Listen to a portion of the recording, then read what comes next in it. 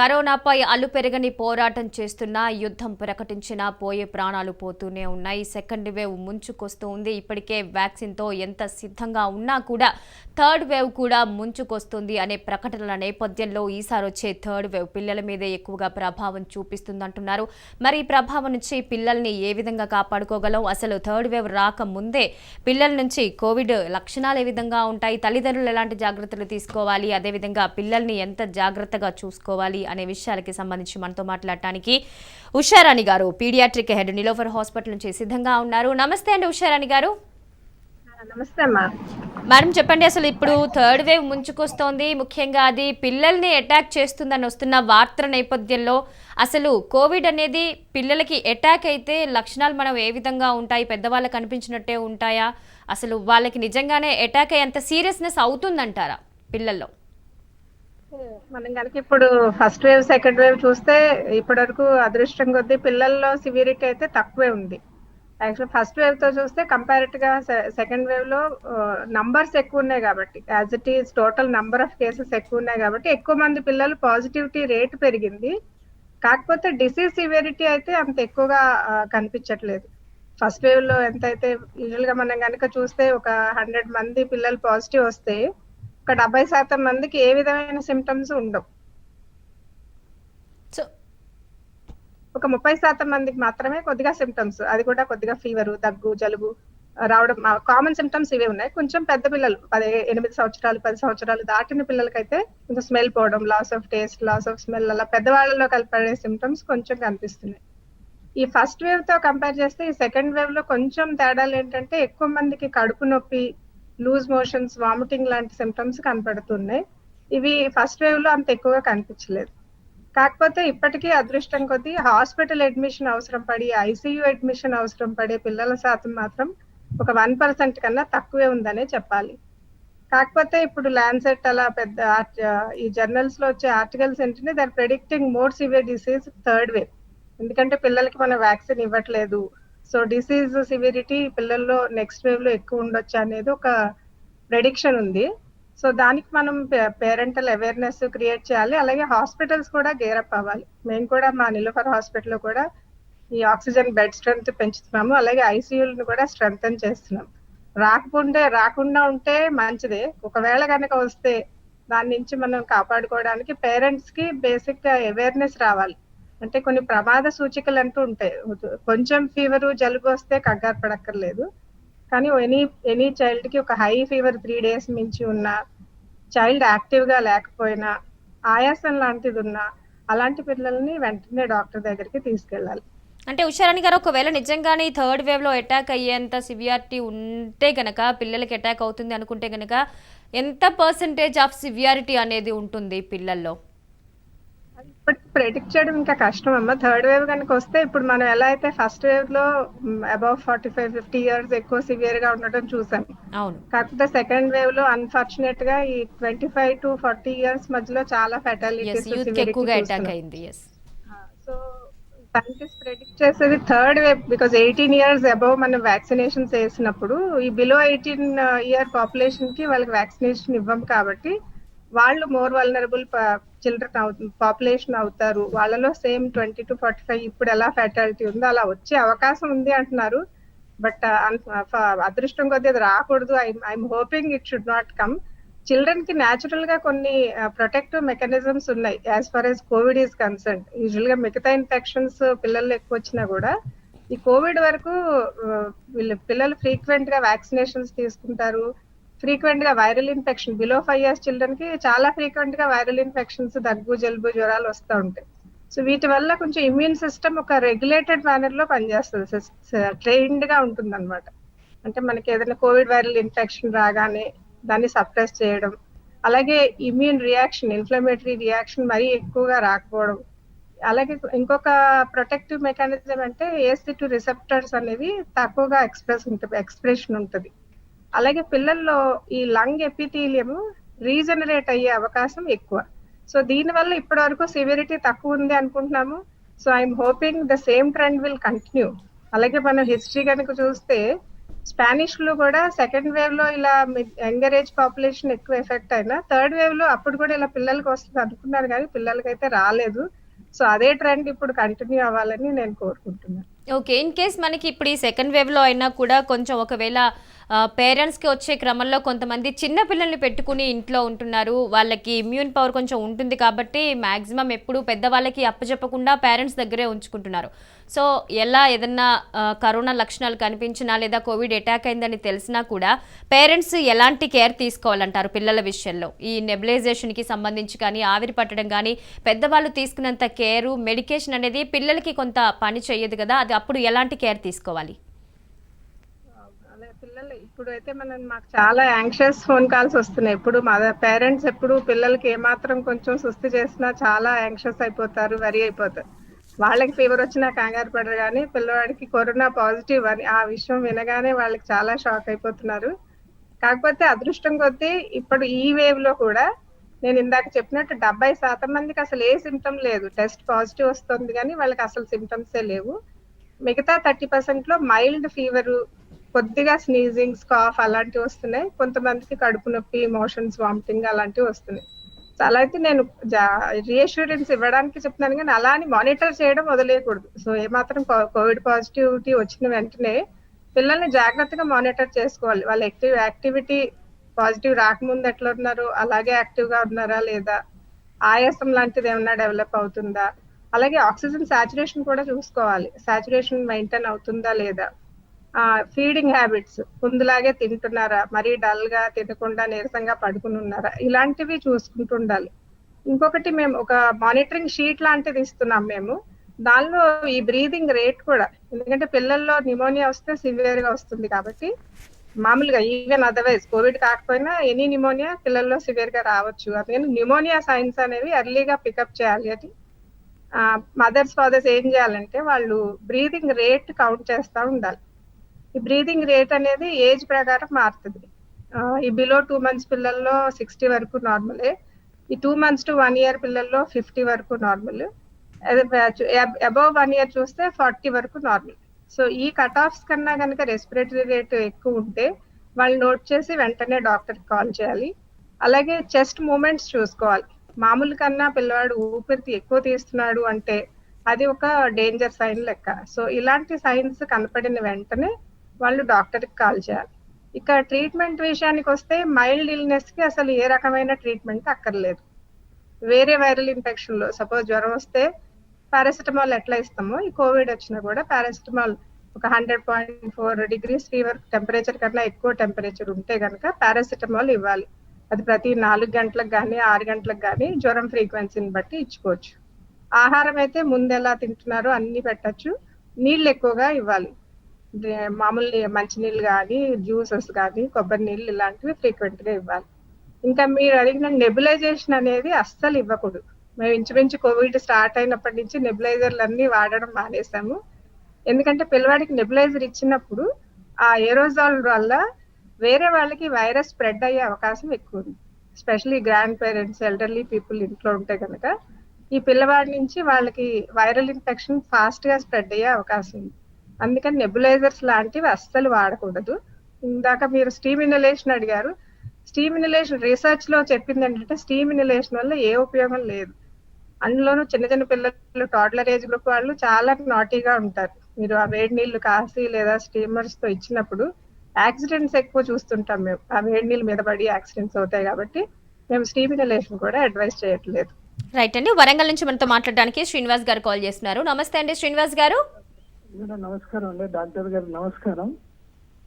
నమస్తే అండి. మేడం చెప్పండి. ఒక 1 month బ్యాక్, అంటే ఆల్మోస్ట్ 20 days బ్యాక్ నాకు మా మిసెస్ కి ఇద్దరికి కోవిడ్ వచ్చింది.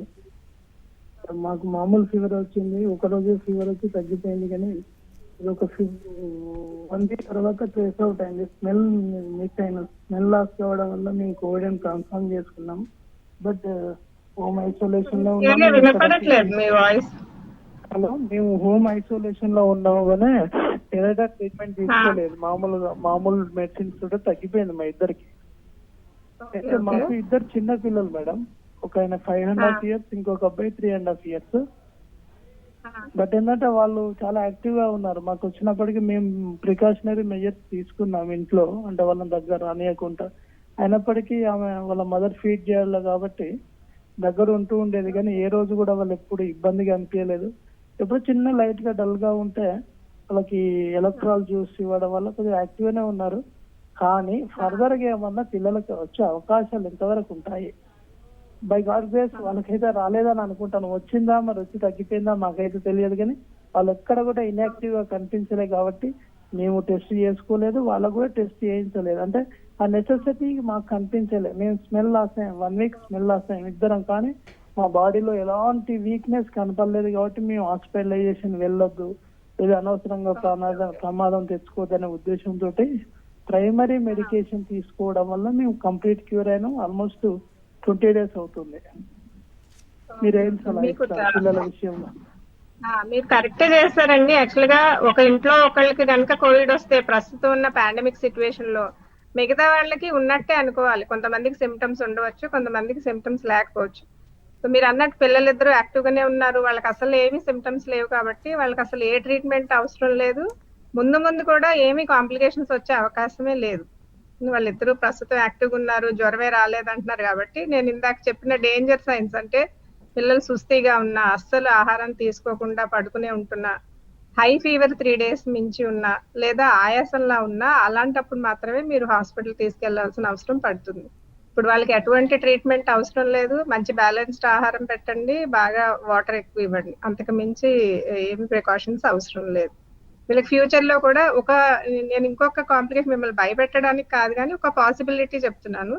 పిల్లల్లో చాలా రేర్ కాంప్లికేషన్ ఏంటంటే ఇంట్లో ఎవరికైనా కోవిడ్ వచ్చి తగ్గినా వాళ్ళకు కూడా తెలియకుండా కోవిడ్ వచ్చి తగ్గిపోవచ్చు. అలా వచ్చిన తర్వాత 2-3 weeks తర్వాత హై ఫీవర్ రావచ్చు కొంతమంది పిల్లల్లో. దీన్ని పోస్ట్ కోవిడ్ సిండ్రోమ్స్ అంటాము. ఒకవేళ పిల్లలకి హై ఫీవర్ 3 days మించి వచ్చి కళ్ళు ఎర్రగా అయ్యి, మెడ మీద చిన్న చిన్న గడ్డల్లాగా వచ్చి, కాళ్ళు చేతుల మీద ఒంటి మీద ర్యాష్ లాగా వచ్చి, కాళ్ళు చేతులు చర్మం ఊడిపోతున్నా, అలాంటప్పుడు మీరు డాక్టర్ దగ్గర తీసుకెళ్లాల్సి ఉంటుంది. పిల్లలు యాక్టివ్గా ఉండి సిమ్టమ్స్ ఏం లేవు, నేను చెప్పిన సిమ్టమ్స్ ఏం లేవంటే మీరు అస్సలు వరి అవ్వాల్సిన అవసరమే లేదు. రైట్ అండి. నెక్స్ట్ గుంటూరు నుంచి కోటిరెడ్డి గారు కాల్ చేస్తున్నారు. నమస్తే అండి కోటిరెడ్డి గారు. నమస్తే అండి. నేను వ్యాక్సిన్ వేసుకున్నానండి. నేను పనికి వెళ్తాను రోజు. ఓకే. మరి మెడిసిన్ మోకాళ్ళ నొప్పులు అండి బాగా. నా వయసు 55. చెప్పండి. మరి వేసుకోవచ్చా వేసుకోకూడదండి? కొంతమంది ఏమో నెల దాకా అంటారు, కొంతమంది ఏమో 15 రోజులు అంటారండి. కోటిరెడ్డి గారు వ్యాక్సిన్ కంపల్సరీ తీసుకోవాలండి. ఇప్పుడు అసలు వ్యాక్సిన్ దొరకడమే కష్టంగా ఉంది. తీసుకున్నాను. తీసుకుంటే మెడిసిన్ వేసుకోకూడదు, మోకాళ్ళ నొప్పులు అన్నారండి నెల దాకా. అన్ని రోజులు ఉండవండి. ఏమన్నా ఒళ్ళు నొప్పులు వచ్చినా ఒక 2-3 రోజులు ఉంటే మీరు పారాసిటమాల్ గోళీ వేసుకుంటే తగ్గిపోతుంది. కాదంటలా మోకాళ్ళ నొప్పులకి నొప్పులు టాబ్లెట్లు వాడొద్దు అంటున్నారు. అది ఎన్నాళ్ళు పెయిన్ కిల్లర్స్ వాడకూడదని చెప్తున్నారు కదా మేడం, అవి ఎంతవరకు ఎన్ని రోజుల వరకు అవాయిడ్ చేయాలి? ప్రాబ్లం ఉండి పెయిన్ కిల్లర్స్ వాడితే అవి కంటిన్యూ చేసుకోవచ్చండి. ఇప్పుడు అంటే painkillers, strong painkillers వాడకండి, పారాసిటమాల్ లాంటివి వాడండి. పారాసిటమాల్ కి సైడ్ ఎఫెక్ట్స్ ఉండవు. ఇంకా డైక్లోఫెనాక్ అని అలాంటి వాటికి వ్యాక్సిన్ కి ఇంటరాక్షన్ ఉంటాయని అలాంటివి మాత్రం వద్దంటున్నారు. అవి మానేయాలి తప్ప వేరే పారాసిటమాల్ వేసుకోవచ్చు మీరు సేఫ్ గా. డాక్టర్ కి చెప్పి డాక్టర్ ప్రిస్క్రైబ్ చేసిన మెడిసిన్స్ వాడచ్చు. నేను డాక్టర్ గారు ఆర్ఎంపీ డాక్టర్ దగ్గర తీసుకున్నానమ్మా, అందుకని. ఓకే ఓకే రైట్ అండి. నెక్స్ట్ వసంత గారు కాల్ చేస్తున్నారు. నమస్తే అండి వసంత గారు. హలో నమస్కారం మేడం. వసంత గారు చెప్పండి అమ్మా. అయితే మా ఇంట్లో మా మరిదికి ఫీవర్ వచ్చిందండి. హలో చెప్పండి, వినిపిస్తోంది వసంత గారు. చెప్పండి, వినిపిస్తోంది. మా మరిదికి ఫీవర్ వచ్చిందండి. అయితే తనకు కరోనా నెగిటివ్ అని వచ్చింది, పిల్లలిద్దరికి పాజిటివ్ అని వచ్చింది. ఇప్పుడు ఆయన ఏంటంటే ఆస్తమా, నాకు శ్వాస బాగా ఇబ్బంది అనిపిస్తుంది అని అంటున్నాడు. ఇప్పుడు మరి ఆయనకు కరోనా నెగిటివ్ అని వచ్చింది కదా మేడం, మరి ఎట్లా? టెస్ట్ నెగిటివ్ వచ్చినా కరోనా ఉన్నట్టే తీసుకోవాలమ్మా. ఇంట్లో ఒకళ్ళకి ఆ ఇంట్లో టెస్ట్ ఎవరికి పాజిటివ్ నెగిటివ్ రాకపోయినా కూడా ఈ పాండమిక్ లో సిమ్టమ్స్ ఉంటే, ఇలాంటి మనం ఉన్న సిచ్యువేషన్ లో ఫీవర్, దగ్గు, ఆయాసం ఇలాంటి సిమ్టమ్స్ ఉంటే ఆర్టీపీసీఆర్ టెస్ట్ నెగటివ్ ఉన్నా కూడా కోవిడ్ ఉన్నట్టే తీసుకోవాలి. అందులోని మీరు పిల్లలకు కూడా పాజిటివ్ ఉంది అంటున్నారు, అంటే ఇంట్లో ఎవరికి పాజిటివ్ ఉంది ఇంకా 100% అది కన్ఫర్మ్ అయినట్టే. సో అంత ఆయాసం ఉన్నప్పుడు వెంటనే మీరు హాస్పిటల్ కి వెళ్ళాలి, నెగ్లెక్ట్ చేయకూడదు ఒక్కసారి. ఎందుకంటే ఆర్టీపీసీఆర్ పాజిటివిటీ కూడా, టెస్ట్ పాజిటివిటీ ఒక 100 కేసులకు చేస్తే ఒక 70% మందికే పాజిటివ్ రావచ్చు, మిగతా 30 మందికి నెగటివ్ రావచ్చు అన్నమాట. ఏ టెస్ట్ 100% పాజిటివిటీ ఇవ్వదు. సో అందుకని మీ సిమ్టమ్స్ ఉన్నప్పుడు నెగటివ్ టెస్ట్ ఉన్నా కూడా మీరు వెంటనే హాస్పిటల్కి వెళ్ళి చూపించుకోవాలి. ఆయాసం ఉంటే కంపల్సరీ హాస్పిటల్కి వెళ్ళాలమ్మా. దగ్గుంది అయితే నెగిటివ్ వచ్చింది కదా అని అన్నట్టు చూస్తున్నాం మేడం. ఇవన్నీ నెగ్లెక్ట్ చేద్దామా. ఇప్పుడు చాలా మందికి డిసీజ్ సివియర్ అయ్యి ఇన్ని డెత్స్ అవుతున్నాయంటే కారణం ఇదే. నెగిటివ్ ఉందని ఇంట్లో ఉండద్దు, సిమ్టమ్స్ ఇంపార్టెంట్. సో పేషెంట్ కి ఫీవర్, ఆయాసము, ఎక్కువ దగ్గు ఉంటే డెఫినెట్ గా కోవిడ్ ఉన్నట్టే అనుకోవాలా, టెస్ట్ నెగటివ్ ఉన్నా కూడా. సో ఇలా లేట్ చేసే కొద్దీ మీకు ప్రాబ్లం అవుతుంది. ఎర్లీ స్టేజ్ లో ట్రీట్మెంట్ తీసుకుంటే తొందరగా రికవర్ అయిపోతారు. లేట్ అయ్యే కొద్దీ, న్యూమోనియాలు ఎక్కువ అయ్యే కొద్దీ రికవరీ అవకాశం తక్కువ అయిపోతుంటది. అవునా మేడం? వెంటనే హాస్పిటల్లో చూపించి ట్రీట్మెంట్ స్టార్ట్ చేసేయండి, టెస్ట్ నెగటివ్ ఉందని ఇంట్లో ఉండద్దు. ఓకేమ్మా. రైట్ అండి. నెక్స్ట్ హైదరాబాద్ నుంచి రాజు గారు కాల్ చేస్తున్నారు. నమస్తే అండి రాజు గారు. నమస్తే మేడం. చెప్పండి రాజు గారు. మేడం, నేను ఒక ఇంట్లోకి వెళ్ళాను, వాళ్ళకు కోవిడ్ ఉందని నాకు తెలియదు. తర్వాత తెలిసింది వాళ్ళ ఇంట్లో ఒక కోవిడ్ ఉందని. ఓకే. దానివల్ల నాకేమైనా ఎఫెక్ట్ పడుతుందా మేడం? అంటే మీరు వాళ్ళ ఇంట్లో వస్తువులు తాకటం కానీ, లేకపోతే వాళ్ళకి కొంచెం దగ్గరగా మాట్లాడటం కానీ ఏవైనా చేశారా? కోవిడ్ పేషెంట్ వాళ్ళది కిరాణా షాప్ ఉంది మేడం. ఒకటి కిరాణా షాప్ నుంచి నేను కొన్ని వస్తువులు తీసుకున్నాను. అంటే అతను వాళ్ళ హస్బెండ్ కి లేదు, ఆమెకు ఉంది. ఆమెకి నాకు దగ్గర నుండి ఏం మాట్లాడలేదు. ఓకే. అలా వాళ్ళ ఇంట్లోకి అయితే వెళ్ళాను. వాళ్ళ ఇంట్లోనే ఉంది అప్పటికి. ఆమె 15 నిమిషాలు కూర్చున్నా వాళ్ళ ఇంట్లో మేడం. ఓకే. కోవిడ్ ఉన్న వాళ్ళ దగ్గర ఒక 15 నిమిషాల నుంచి కాంటాక్ట్ ఉంటే వచ్చే అవకాశం ఉంటుంది. కాకపోతే మీరు ఆవిడ ఇద్దరు మాస్క్ పెట్టుకుని ఉంటే వచ్చే అవకాశం చాలా చాలా తక్కువ. దూరంగా కూర్చుని మాస్క్ పెట్టుకుని ఉంటే. బట్ ఎనీవే మీరు ఒకసారి కలిసి ఉంటే ఒక 5 రోజులు 6 రోజుల వరకు చూడండి. సిమ్టమ్స్ ఉంటే టెస్ట్ చేయించుకోండి. సిమ్టమ్స్ లేవు, మీరు యాక్టివ్ గానే ఉన్నారంటే ఏమీ కంగారు పడక్కర్లేదు. రైట్ అండి. నెక్స్ట్ మందమరి నుంచి రవీందర్ గారు కాల్ చేస్తున్నారు. నమస్తే అండి రవీందర్ గారు. నమస్తే మేడం. చెప్పండి సార్. మేడం, ఒక 1 వీక్ బ్యాక్ మాకు ఇంట్లో సర్ది కొంచెం. చెప్పండి. 1 వీక్ బ్యాక్ మేడం, మాకు 1 వీక్ బ్యాక్ కొంచెం సర్ది అయింది, జలుబు అయింది మేడం. 1 వీక్ బ్యాక్ ఏమైందండి? దగ్గు పొడి దగ్గు, సర్ది అయింది. జలుబు దగ్గు వచ్చి తగ్గింది. ఓకే. తగ్గింది, కానీ ఇప్పటి వరకు అసలు స్మెల్ రావట్లేదు, మా నోరు టేస్ట్ రావట్లేదు మేడం. ఇంట్లో సర్ది దగ్గు. మీరు కోవిడ్ టెస్ట్ చేయించుకున్నారా? చేయించుకున్నాం మేడం, నెగిటివ్ ఉంది. నెగిటివ్ ఉన్నా కూడా లాస్ ఆఫ్ స్మెల్, అంటే స్మెల్ పోయింది అంటే కోవిడ్ కింద లెక్క. కాకపోతే మీరు యాక్టివ్ గానే ఉన్నారు కాబట్టి ఏం కంగారు పడక్కర్లేదు. కాకపోతే 14 డేస్ వేరే వాళ్ళని కలవద్దు. స్మెల్ రిటర్న్ రావడానికి కొంతమందికి 3 వీక్స్ 4 వీక్స్ కూడా పడుతుంది. దానికి మీరు కంగారు పడక్కర్లే. మీకు దగ్గు గానీ, ఆయాసం గానీ, నీరసం గానీ అని ఉంటే బ్లడ్ టెస్ట్ చేయించుకోవాలి, డాక్టర్ని సంప్రదించాలి. అవన్నీ లేదు, మీకు యాక్టివ్ గానే ఉంది, జ్వరం లేదంటే ఓన్లీ స్మెల్ పోయినా కంగారు పడక్కర్లేదు. అది రిటర్న్ రావడానికి కొంతమందికి 3 వీక్స్ 4 వీక్స్ కూడా పడుతుంది. మేడం. రైట్ అండి. నెక్స్ట్ భూపాల్పల్లి నుంచి మహేందర్ గారు కాల్ చేస్తున్నారండి. నమస్తే అండి మహేందర్ గారు. నమస్తే మేడం. చెప్పండి మహేందర్ గారు. ఇప్పుడు ఈ COVID-19 ను మనం ఇలా గుర్తించాలి, దానికి సంబంధించి తిండి ఏం తినాలి? COVID-19 అంటే ఇప్పుడు ఈ సీజన్ లో మనం ఉన్న సిచ్యువేషన్ లో జ్వరం గానీ, దగ్గు, జలుబు గానీ ఎవరికి వచ్చినా కూడా కోవిడే అనుకోవాలి. కొంతమందికి ఓన్లీ హెడేక్ వస్తుంది, జ్వరం కూడా రావట్లేదు, ఓన్లీ హెడేక్ రావచ్చు. రకరకాల సిమ్టమ్స్ ఉన్నాయి. ఓన్లీ హెడేక్ ఉన్నా కూడా కోవిడ్ టెస్ట్ చేయించుకోవాలి. లేదా సివియర్ బాడీ పెయిన్స్, కొంచెం జ్వరం వచ్చి సివియర్ బాడీ పెయిన్స్ ఉన్నా, దగ్గు ఎక్కువ ఉన్నా, జలుబు ఉన్నా, అలాగే కొంతమంది కడుపు నొప్పి, వామిటింగ్, లూజ్ మోషన్స్ కూడా వస్తున్నాయి. ఇలాంటి సిమ్టమ్స్ ఏమున్నా కూడా కోవిడ్ టెస్ట్ చేయించుకోవాలి. అలాగే కొంతమందికి ఐ రెడ్నెస్, కంజంక్టివైటిస్ లాగా వస్తుంది. అలాంటి వచ్చినా కూడా కోవిడ్ టెస్ట్ చేయించుకోవాలి. ఇంకా వస్తే COVID-19 పాజిటివ్ వస్తే ఏం తినాలి అంటే మన బలమైన ఆహారం, ఈ ఫ్రూట్స్, ఈ పండ్లు, తాజా కూరగాయలు, అలాగే ప్రోటీన్ రిచ్ ఫుడ్స్ అంటే పప్పులు, నాన్ వెజ్ లో అయితే ఎగ్, మీరు చికెన్, మటన్, చాలా మంది అడుగుతుంటారు నాన్ వెజ్ తినొచ్చా అని. శుభ్రంగా తినొచ్చు, దాటి వల్ల ఇంకా బలమైన ప్రోటీన్స్ అందుతాయి మనకి. అలాగే నీళ్ళు ఎక్కువ తాగాలండి. తక్కువలో తక్కువ కనీసం ఒక 3 లీటర్ల నీళ్ళన్నా ఒక రోజులో తాగాలి పెద్దవాళ్ళు. అంతే తప్ప స్పెషల్ డైట్ అంటూ ఏం లేదు, ఒక బలమైన ఆహారం తీసుకోవాలంతే, బ్యాలెన్స్డ్ ఫుడ్. రైట్ అండి. నెల్లూరు నుంచి మాధురి గారు కాల్ చేస్తున్నారు. నమస్తే అండి మాధురి గారు. నమస్తే మేడం. చెప్పండి మేడం. మేడం డాక్టర్ గారు మాట్లాడుతున్నారా? డాక్టర్ గారు వింటున్నారండి, చెప్పండి చెప్పండి. మాదిరి గారు, చెప్పండి. డాక్టర్ గారు నమస్తే మేడం. నమస్తే అమ్మా, చెప్పండి మాధురి. మేడం ఇప్పుడు వ్యాక్సిన్ వేయించుకుంటారు కదా, వ్యాక్సిన్ వేయించుకున్నప్పుడు వాళ్ళు పనికి మామూలుగా వారు చేసే పనికి వెళ్ళొచ్చా మేడం? ఇంట్లోనే రెస్ట్ వెళ్ళొచ్చమ్మా, తీసుకోవాలా? వెళ్ళొచ్చు, ఏ పనైనా చేసుకోవచ్చు వ్యాక్సిన్ తీసుకున్నాక. యాక్చువల్గా కొంతమందికి కొద్దిగా ఫీవర్, బాడీ పెయిన్స్ వస్తున్నాయి. అలాంటి వాళ్ళు జ్వరం, ఒళ్ళు నొప్పులు తగ్గేదాకా 2-3 రోజులు ఎండలో rest తీసుకుంటే ఎండలో సరిపోతుంది. పనిచేసే వాళ్ళైనా సరే, ఎండలో పనిచేసే వాళ్ళైనా వెళ్ళొచ్చు మేడం వాళ్ళ డ్యూటీకి. మామూలుగా కొద్ది రోజులు రెస్ట్ శుభ్రంగా వెళ్ళొచ్చమ్మా. కొన్ని గంటలు, ఒక 3-4 గంటలు రెస్ట్ తీసుకున్నా తర్వాత రోజు నుంచి శుభ్రంగా వెళ్ళిపోవచ్చు. వ్యాక్సిన్ కంటూ ఏమి రెస్ట్ అక్కర్లేదు, యాక్చువల్లీ తీసుకొని హ్యాపీగా అన్ని పనులు చేసుకోవచ్చు. రైట్ అండి. నెక్స్ట్ పీలేరు నుంచి నవ్య గారు కాల్ చేస్తున్నారు. నమస్తే అండి నవ్య గారు. హలో నవ్య గారు చెప్పండి. చెప్పమ్మా. నమస్తే అండి.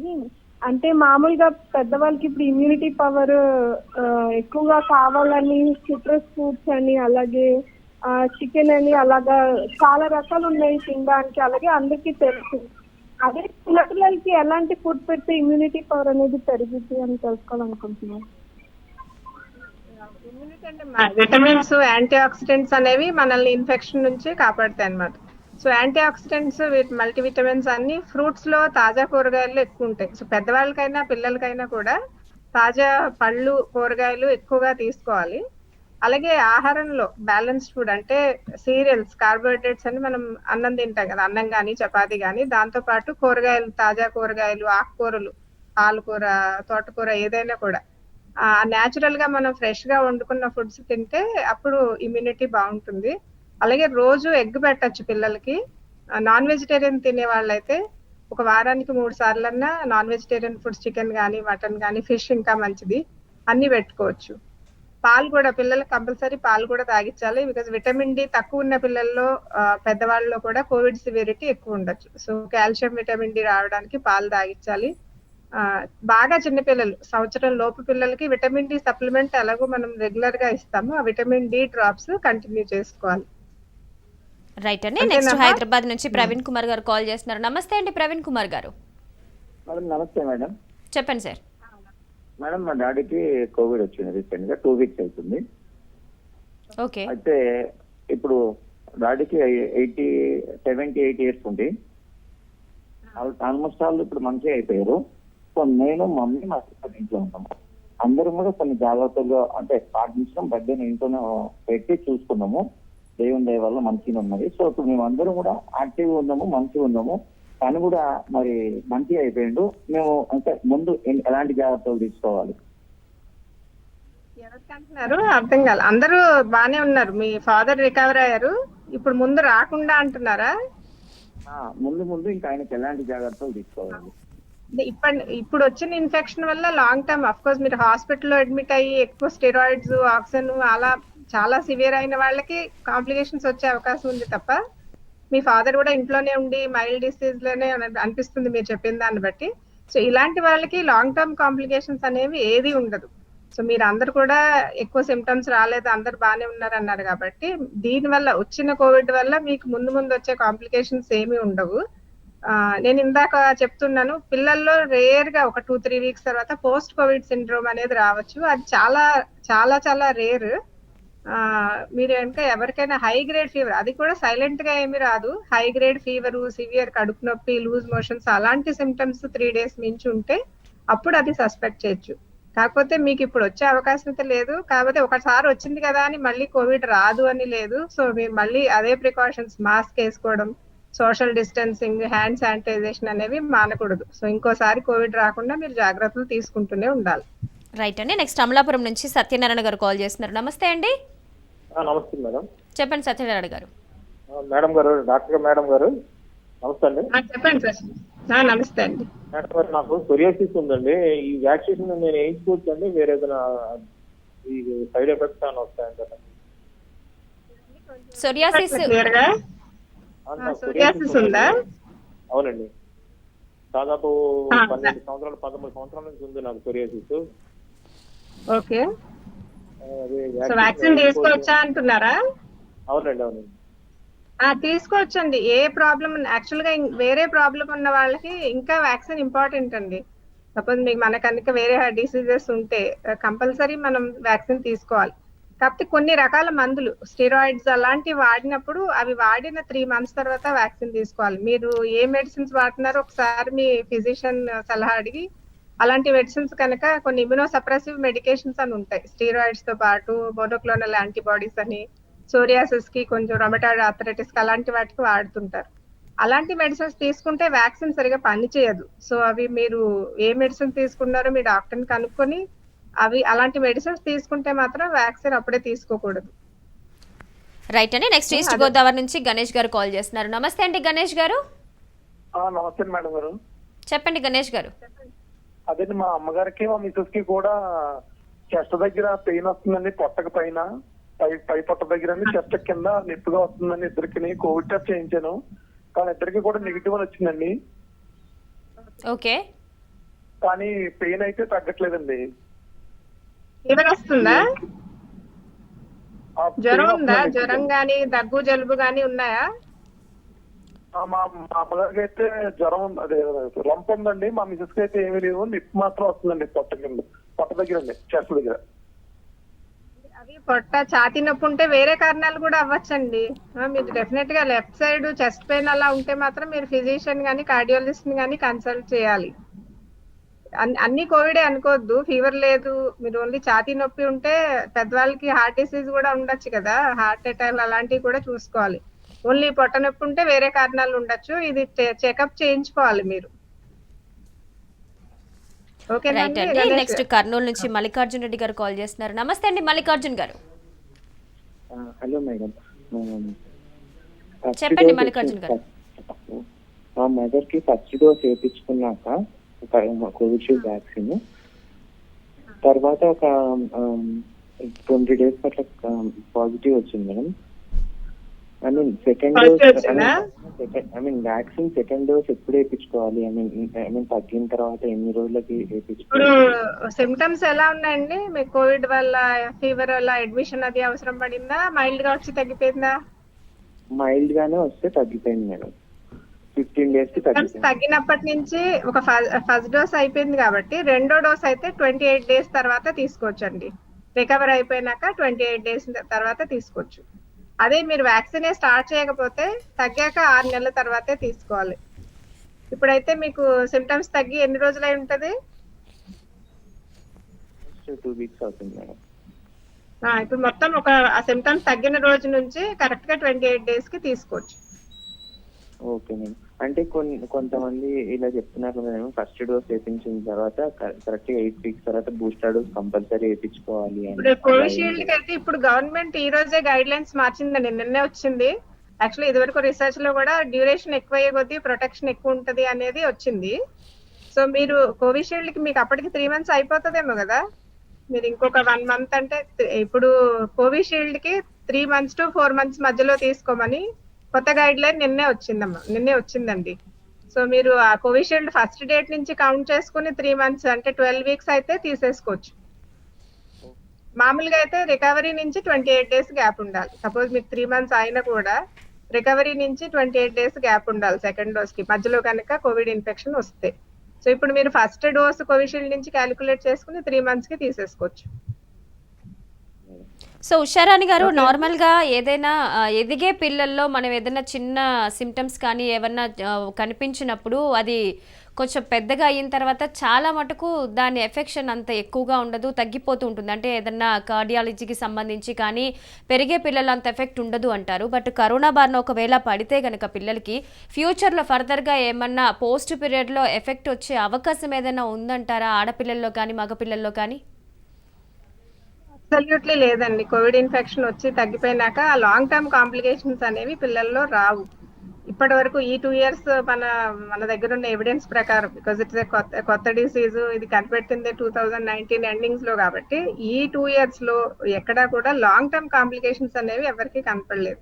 కాకపోతే చాలా రేర్, నేను ఇందాక చెప్పిన పోస్ట్ కోవిడ్ సిండ్రోమ్స్ అవి కూడా ఇమీడియట్ గా అంటే విత్ ఇన్ 1 month లోనే వస్తాయి. మరి నెలల తరబడి సంవత్సరాల తరబడి తర్వాత రావు. సో లాంగ్ టర్మ్ కాంప్లికేషన్స్ అంటూ ఏమీ ఉండవు ఈ కోవిడ్ వల్ల. సో శరణ్ గారు, ఈ మధ్య కాలంలో ఎక్కువగా బ్లాక్ ఫంగస్ కి సంబంధించి వింటున్నాం కదా, ఒకవేళ అది అంటే మాక్సిమం చనిపోయిన వాళ్ళ దగ్గర టెస్ట్ చేసినప్పుడే మనకి ఇవి బయటపడ్డాయి అంటే బిఫోర్ గానే మనం దాని నుంచి అలర్ట్ అవ్వడానికి, ఒక అవేర్నెస్ తీసుకురావడానికి సిమ్టమ్స్ ఏమైనా తెలుస్తాయంటారా బ్లాక్ ఫంగస్ అటాక్ అయిందని చెప్పడానికి? ఫార్చునేట్ గా పిల్లల్లో బ్లాక్ ఫంగస్ అనేది ఇప్పటి వరకు రాలేదు. ఇది ఎప్పుడంటే ఆల్రెడీ అడల్ట్స్ వేరే ఇమ్యూనో సపరేషన్ ఉండి, వేరే కోమార్బిడిటీస్ ఉండి ఇమ్యూనో సపరేషన్, సపోజ్ హెచ్ఐవి ఉందనుకోండి, లేదా ఏదైనా క్రానిక్ కిడ్నీ ప్రాబ్లమ్స్ కానీ క్రానిక్ హార్ట్ ప్రాబ్లమ్స్ ముందే ఇల్గా ఉన్నా, లేదా కోవిడ్ చాలా సివియర్ గా వచ్చి వాళ్ళకి ఆక్సిజన్ వెంటిలేషన్ అవసరం పడి వాళ్ళకి చాలా హై డోస్ స్టీరాయిడ్స్ కానీ టోసిలిజుమాబ్ కానీ వాడిన వాళ్ళలో ఈ బ్లాక్ ఫంగస్ వచ్చే అవకాశం ఉంది. సో వాళ్ళకి మళ్ళీ సిక్ అయిపోతారు. బ్లాక్ ఫంగస్ ఎర్లీగా రికగ్నైజ్ చేయడం ఏంట, వాళ్ళకి సివియర్ గా పెయిన్ వస్తుంది, సైనస్ ఎఫెక్ట్ చేస్తుంది అనమాట ఈ ఫంగస్. సో వాళ్ళకి ఫేస్ పెయిన్, ఎవరికైనా సివియర్ గా ఫేస్ లో పెయిన్ వచ్చిన, ఈ చీక్స్ భాగంలో చాలా నొప్పిగా ఉంటది అన్నమాట, లేదా కళ్ళు రెడ్ గా అయ్యి విజన్ ఏమన్నా ఎఫెక్ట్ అయినా, నోజ్ బ్లాక్ ఉన్నా, అలాంటి వాళ్ళు ఈ బ్లాక్ ఫంగస్ ని సస్పెక్ట్ చేయాలి. ఇంకా హాస్పిటల్లో డిసెమినేటెడ్ బ్లాక్ ఫంగస్ అయితే అన్ని సిస్టమ్స్ ఎఫెక్ట్ అయిపోతాయి వాళ్ళకి. సో ఫీవర్, సిక్నెస్ ఇవన్నీ ఉండి సిమ్టమ్స్ ఉంటే బ్లాక్ ఫంగస్ సస్పెక్ట్ చేయాలి. ఇప్పుడిప్పుడే మన తెలుగు స్టేట్స్ లో కనపడుతుంది ఇది.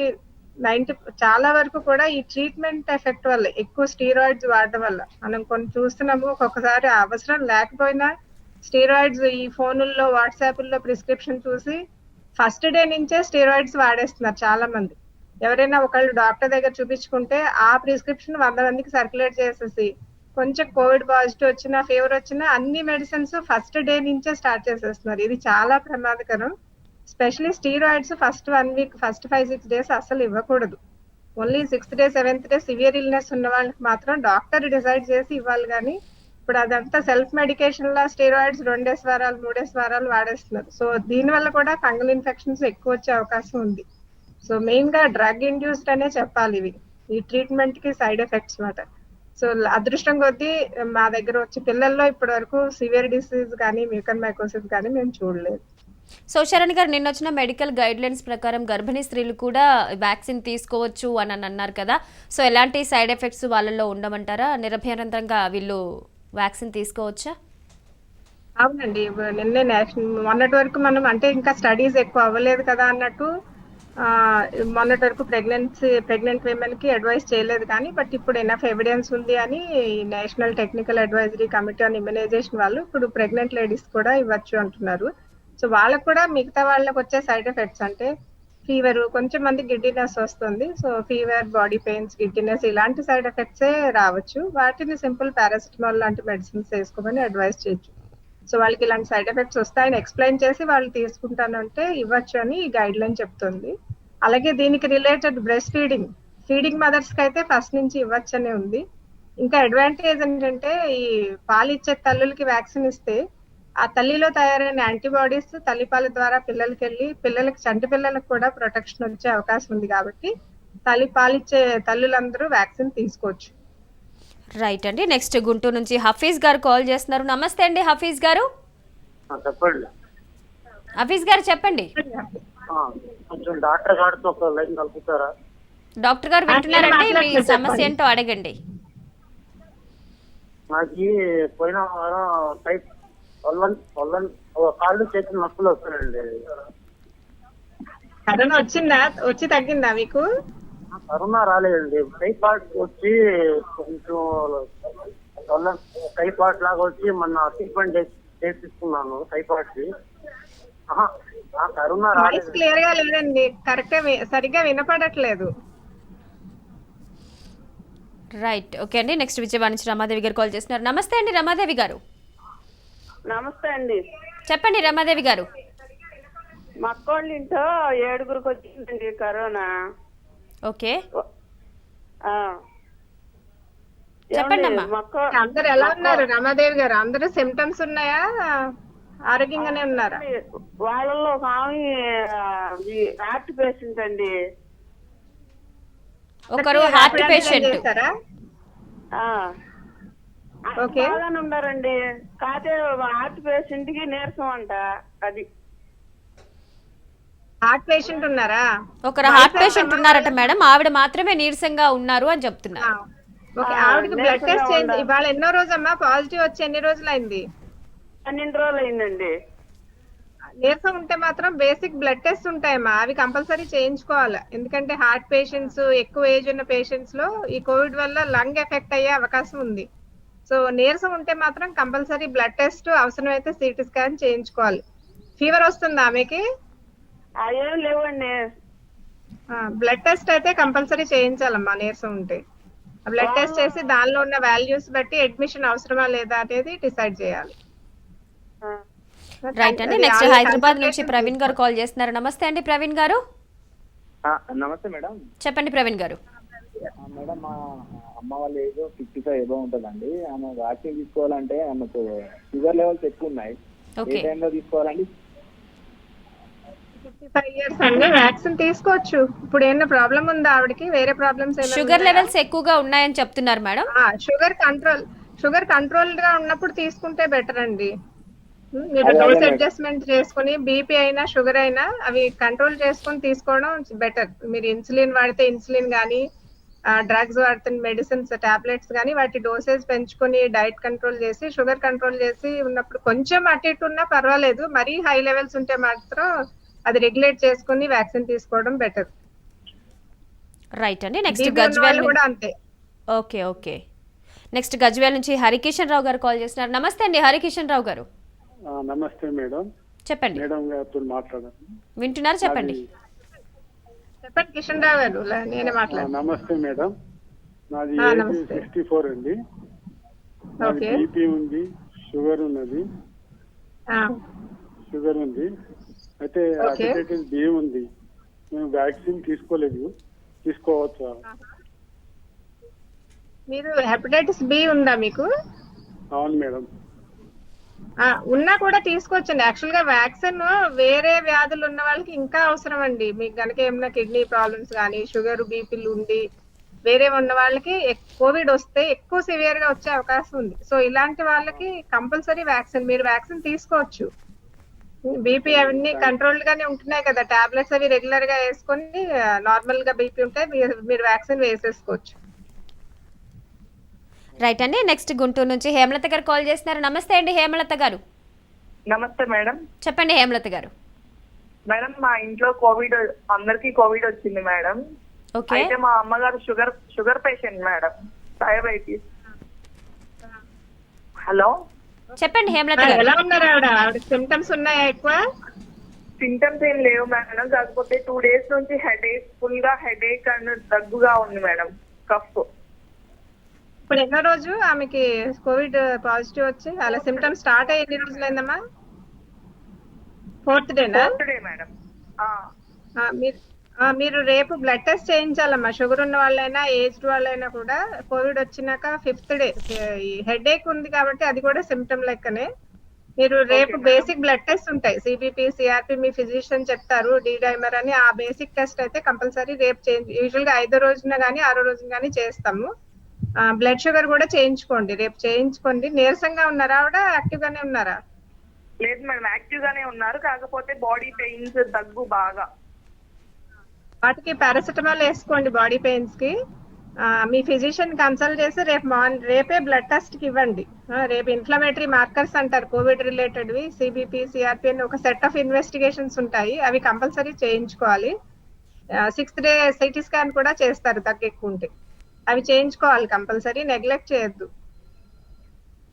ఓకే రైట్ అండి. నెక్స్ట్ మెడ్చల్ నుంచి శ్రవణ్ గారు కాల్ చేస్తున్నారు. నమస్తే అండి. నమస్తే మేడం. చెప్పండి శ్రవణ్ గారు. మేడం, మా అమ్మగారికి ఆస్తమా ఉంది. ఓకే. అయితే మొన్న రీసెంట్ గా టైఫాయిడ్ కూడా అటాక్ అయిన ఉండే, తగ్గింది ఇప్పుడు. ఎప్పుడు టీకా తీసుకోవాలి? అలాగే నాకు కూడా టైఫాయిడ్ వచ్చి తగ్గింది ఇప్పుడు. ఓకే. టీకా అంటారా?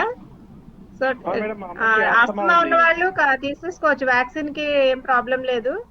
టైఫాయిడ్ వచ్చినా కూడా మీరు వెంటనే వ్యాక్సిన్ తీసుకోవచ్చు, ఏమి గ్యాప్ అవసరం లేదు. మీరు ఏమన్నా స్టీరాయిడ్స్ అలాంటి మందులు వాడుతుంటే అప్పుడు గ్యాప్ కావాలి, కానీ ఈ టైఫాయిడ్ వచ్చినా కూడా మీకు వ్యాక్సిన్ కి ఏం గ్యాప్ అక్కర్లేదు. ఇప్పుడు బాగున్నారు కాబట్టి జ్వరం అది తగ్గిపోతే వెంటనే వ్యాక్సిన్ తీసుకోవచ్చు. సో శరణ్ గారు, సాధారణంగా మనకి ఈ బాలింతలకు కానీ లేదంటే గర్భిణీ స్త్రీలకు కానీ వ్యాక్సిన్ తీసుకోవటం వల్ల పిల్లలకి ఎలాంటి ఎఫెక్ట్ ఉండదంటారా? వాళ్ళ వ్యాక్సిన్ వల్ల పిల్లల్లో సైడ్ ఎఫెక్ట్స్ వస్తాయనేది అసలు లేనే లేదు ఎవిడెన్స్. అంతేకాకుండా నేను ఇందాక చెప్పినట్టు తల్లి పాలు కనుక ఇస్తే, పాలిచ్చే తల్లులకి వ్యాక్సిన్ ఇవ్వడం వల్ల ఆ పాలలోంచి మదర్ లో తయారైన యాంటీబాడీస్ బేబీకి వెళ్ళి ఇంకా బేబీకి ఎక్స్ట్రా ప్రొటెక్షన్ వచ్చే అవకాశం ఉంది. సో అందుకని అది కూడా ప్రూవ్ అయింది కూడా. సో అందుకని పాలిచ్చే తల్లులకి గర్భిణీ స్త్రీలకి కూడా వ్యాక్సిన్ ఇవ్వచ్చు. ఎందుకంటే గర్భిణీ స్త్రీలో ఒక్కొక్కసారి వ్యాక్సిన్ ఇవ్వకుండా డిసీజ్ వస్తే కాంప్లికేషన్స్ వచ్చే అవకాశం ఉంది కాబట్టి వ్యాక్సిన్ మస్ట్. అలాగే మనం స్వైన్ ఫ్లూ కూడా అంతే, ఫ్లూ వ్యాక్సిన్ కూడా ప్రెగ్నెన్సీలో ఇస్తాము. సో వ్యాక్సిన్స్ కంపల్సరీ తీసుకోవాలి గర్భిణీ స్త్రీలు కూడా. సో పెద్దవాళ్ళ వరకు ఇప్పటి వరకు మనకి వ్యాక్సిన్కే ఒక 1 year వరకు పట్టేసింది. పిల్లలకి సంబంధించి ఇంతవరకు అంటే ప్రివెన్షన్గా మనకి కేర్ తీసుకోవడం తప్పితే వ్యాక్సిన్కి సంబంధించి ఎలాంటి ఇదిని స్టార్ట్ చేయనట్టుగా లేదు. క్లినికల్ ట్రయల్స్ ఇప్పుడిప్పుడే అవుతున్నాయి. సో వాళ్ళకు కూడా మస్ట్గా వ్యాక్సిన్ వేయించడం అనేది ఇంపార్టెంట్. ఒకవేళ వస్తే ఎప్పుడు వాళ్ళకి అందుబాటులోకి వచ్చే అవకాశం ఉంటుందంటారు? డెఫినెట్గా వ్యాక్సిన్ అనేది అందరికీ అవసరమే. కాకపోతే ఒకటి ఏంటంటే, ఎప్పుడు పిల్లలకి ఏ ఇన్ఫెక్షన్ అయినా, టీబీ కానివ్వండి, ఏదైనా పిల్లలకి ఇన్ఫెక్షన్లు పెద్దవాళ్ళ నుంచే రావాలి. అందులోనూ ఈ కోవిడ్ టైంలో, లాక్డౌన్ టైంలో స్కూల్స్ లేవు, వాళ్ళకి వేరే విధాల ద్వారా వాళ్ళకి ఇన్ఫెక్షన్ వచ్చే అవకాశం లేనే లేదు, కోవిడ్ ఇన్ఫెక్షన్ వచ్చే అవకాశం లేనే లేదు. సో ఫస్ట్ పెద్దవాళ్ళు కోవిడ్ రాకుండా చూసుకుంటే మనం ఇండైరెక్ట్ గా పిల్లల్ని ప్రొటెక్ట్ చేసినట్టే లెక్క. సో పెద్దవాళ్ళందరూ వాళ్ళు మాస్క్ కరెక్ట్ గా వేసుకుని, సోషల్ డిస్టెన్సింగ్, శానిటైజేషన్ మెయింటైన్ చేసుకుని, ఇప్పుడు ఎవరెవరికైతే వ్యాక్సిన్ అవైలబుల్ ఉందో, ఇప్పుడైతే అబౌవ్ 45 అందరికి ఇస్తున్నాము, తొందరలోనే కమింగ్ వీక్స్ లో 18 years అబౌవ్ కూడా ఇచ్చేస్తారు. సో ఈ ఏజ్ గ్రూప్ వాళ్ళందరూ వ్యాక్సిన్ తీసుకుంటే మనం ఇండైరెక్ట్ గా పిల్లల్ని ప్రొటెక్ట్ చేసినట్టే అవుతుంది. కాకపోతే వన్స్ మనకి స్కూల్ కి వెళ్ళడం స్టార్ట్ అయితే అప్పుడు వాళ్ళకి ఇవి సరిపోవు, వాళ్ళకి కూడా వ్యాక్సిన్ కావాలి. సో అందుకని నిన్న సెంట్రల్ గవర్నమెంట్ ఈ వ్యాక్సినేషన్ గురించి చాలా అగ్రెసివ్ అప్రోచెస్ తీసుకుంటుంది. ఈ కోవాక్సిన్ అయితే ట్రయల్స్ స్టార్ట్ అవుతున్నాయి. ఆ ట్రయల్స్ ఒక 3-4 months లో కంప్లీట్ అయితే maybe by September, October paediatric vaccination start అవ్వచ్చు. బట్ అఫ్ కోర్స్ ఆ ప్రొడక్షన్ మనకు ఓన్లీ ఒక బ్రాండ్ వ్యాక్సిన్ సరిపోదు కాబట్టి ఈ సెంట్రల్ గవర్నమెంట్ మన వ్యాక్సిన్ ఇంపోర్ట్స్ గురించి కూడా చాలా సీరియస్ గా ఆలోచిస్తుంది. సో వాళ్ళ ఎస్టిమేషన్స్ ప్రకారం బై నవంబర్, డిసెంబర్ మొత్తం మన పాపులేషన్ అందరికి వ్యాక్సిన్ అందుబాటులో వస్తుంది అని చెప్తున్నారు. సో పిల్లల వ్యాక్సినేషన్ కూడా ఒక 5-6 months లో స్టార్ట్ అవుతుంది పాజిటివ్ గా. సో ఉషారాణి గారు, అంటే ఫర్దర్గా ఇప్పుడైతే పిల్లలకి సాధారణంగా పుట్టినప్పటి నుంచి ఒక ఏజ్ వరకు కొన్ని టీకాలు గైడ్ లైన్స్ అంటూ ఇస్తూ ఉంటుంది ప్రభుత్వం. వాళ్ళకి ఏదన్నా అమ్మవారు పోయటం కానీ లేకపోతే డిప్తీరియా ఇలాంటి వ్యాధులకి సంబంధించి టీకాలు ఇస్తూ ఉంటారు. ఫర్దర్గా కొన్ని రోజులు పోతే కరోనాకి సంబంధించి కూడా ఒక టీకాని యాడ్ చేయడం అంటూ జరుగుతుందంటారా ఇంకా పిల్లల విషయంలో? మనం కనుక చూస్తే మేము 2009 లో మనకి ఫస్ట్ టైం H1N1 అంటే స్వైన్ ఫ్లూ ఇన్ఫెక్షన్స్ మన ఇండియాలో సివియర్ గా ఫస్ట్ టైం 2009 లోనే వచ్చాయి. 2009 లో పిల్లల్లో చాలా సీరియస్ గా వచ్చింది స్వైన్ ఫ్లూ అనేది. అలాంటిది మేము కూడా ఫస్ట్ టైం అంత సివియర్ ఫ్లూ కేసెస్ చూసాం ఇండియాలో. సో ఆ తర్వాతే మనకి ఫ్లూ వ్యాక్సిన్ స్టార్ట్ అయింది. ముందు మనం ఫ్లూ వ్యాక్సిన్ ఇవ్వట్లేదు పిల్లల్లో. సో అప్పటి నుంచి ఫ్లూ వ్యాక్సిన్ స్టార్ట్ అయ్యి మనం 6 months అబౌవ్ పిల్లలందరికీ, 6 నెలలు అబౌవ్ పిల్లలందరికీ మనం ఫ్లూ వ్యాక్సిన్ వేస్తున్నాం. రెగ్యులర్ షెడ్యూల్ లో అది ఒక పార్ట్ అయిపోయింది అన్నమాట.